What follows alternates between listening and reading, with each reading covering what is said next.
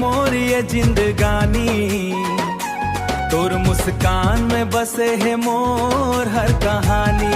तोर बिना अधूरा लगे मोर ये जिंदगानी, तोर मुस्कान में बसे है मोर हर कहानी।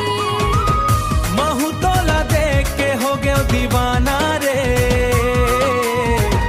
तोर माया में डूब गए मोर ये पराना रे। तोर बिना अधूरा लगे मोर ये जिंदगानी, तोर मुस्कान में बसे है मोर हर कहानी। जब ले तोर संग माया के डोरी जुड़ गए,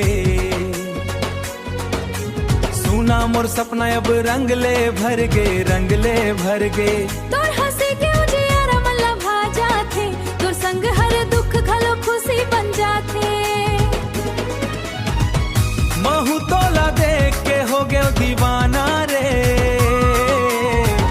तोर माया में डूब गए मोर ये पराना रे। तोर बिना अधूरा लगे मोर ये जिंदगानी, तोर मुस्कान में बसे है मोर हर कहानी।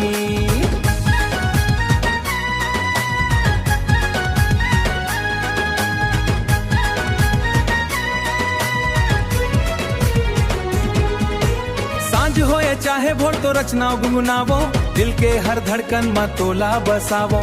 जन्म जन्म तक साथ निभावो कसम खाथो, तोर खुशी बर अपन जिंदगी घलो लुटाथो। चंदले उजार तोर सुंदर सुरता, मोर हर सपना में बस तोर चमूरत हा।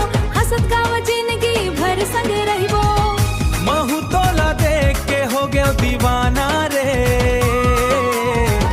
तोर माया में डूब गए मोर ये पराना रे। तोर बिना अधूरा लगे मोर ये जिंदगानी, तोर मुस्कान में बसे है मोर हर कहानी। तोर बिना अधूरा